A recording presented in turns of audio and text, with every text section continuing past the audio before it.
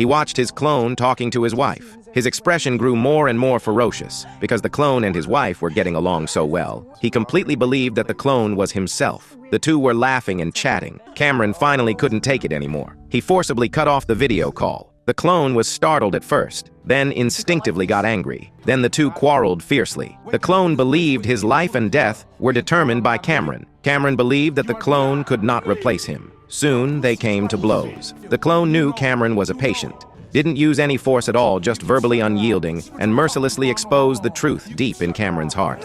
He had resentment towards his wife. This made Cameron anxious. Then he had an epileptic seizure. The clone immediately caught him. This reaction confirmed that the clone was as kind as Cameron. When Cameron recovered, he didn't lose his temper again. After he calmed down, the clone found him to apologize. Cameron also admitted his own problems. The next day, Cameron decided to pack his bags and go home, while the clone could only watch his life with his family through Cameron's hidden contact lenses. The clone didn't make a single complaint, just poked at the artificial birthmark on his hand that proved he was a clone when he was alone. He had everything of his, but was just a substitute. But just as Cameron returned home and was about to enter the house, the damn disease struck again.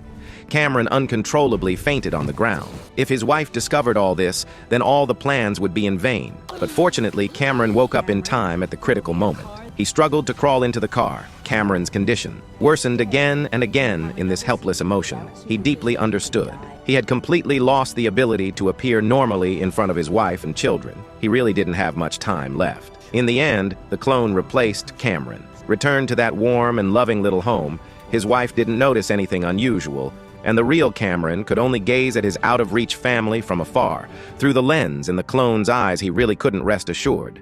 So he decided to secretly escape from the laboratory to visit his wife. When he finally returned home, he didn't dare to rashly go see his wife and children. He was worried about appearing at the same time as the clone. Suddenly, the clone appeared behind him. He originally thought the other party would blame him for his selfishness and rashness. But unexpectedly, what was revealed in the clone's eyes was complete understanding and tolerance. The clone not only did not drive him away, instead gave him a chance to say goodbye.